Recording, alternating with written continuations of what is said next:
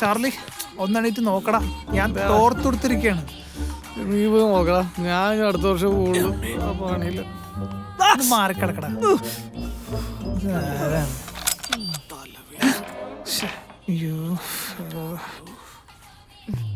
സാരില്ല, ഞാൻ അകത്തോട്ട് വന്നിട്ടെ. ആ ഷുവർ. ചേട്ടാ ആ ചേട്ടനുണ്ടായിരുന്ന രണ്ടുപേരും അകത്ത് വരൂ.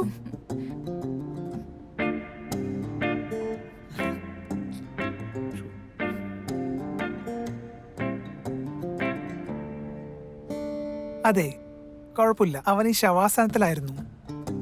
ഡാ ചാർലി, എഴുന്നേക്കടാ. അപ്പുറത്തെ വീട്ടിലെ ഗ്രീഷ്മയും ഭർത്താവും വന്നിരിക്കുന്നു. ഡാ ചാർലി, ചാക്കടാ. ഏത് അപ്പുറത്തെ വീട്ടിലും?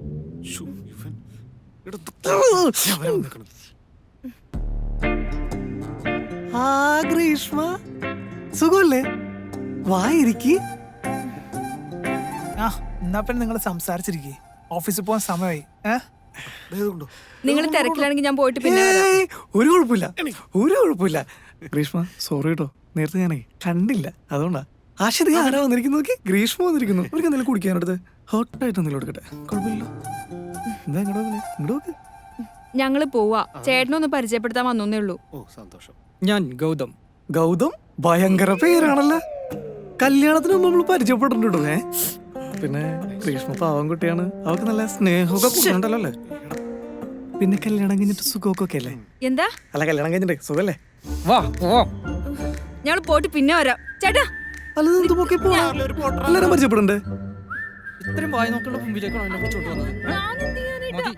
ഈ ഒന്നും പറയണ്ട. ഇങ്ങനെ പെരുമാറുന്നത് എനിക്കറിയാമോ ചേട്ടാ? ഇതെന്താണിത്? കല്യാണം കഴിഞ്ഞില്ലേ അതിന്റെ? കല്യാണം കഴിഞ്ഞ എല്ലാവർക്കും പ്രശ്നമാണ്. അല്ല, നമുക്ക് നാളെ തീർക്കണ്ടേ? പിന്നെ ഇപ്പറട്ടെ, ഞാൻ വേറെ കാര്യം പറയാനായിട്ട്. വേണ്ട, നീ അതല്ലെന്ന്. അതിന്റെ ആവശ്യമില്ല. ടച്ചിങ്സ് ഇല്ലേ, വേണ്ട, പുതിയ സാധനം. വേണ്ട, അതല്ലെന്ന്. വേണ്ട. ഞാൻ പറയട്ടെ, നീ അടക്കല്ലടാ. വേണ്ട. പട്ടി തണ്ടി വാതിലടച്ചല്ല ശാപം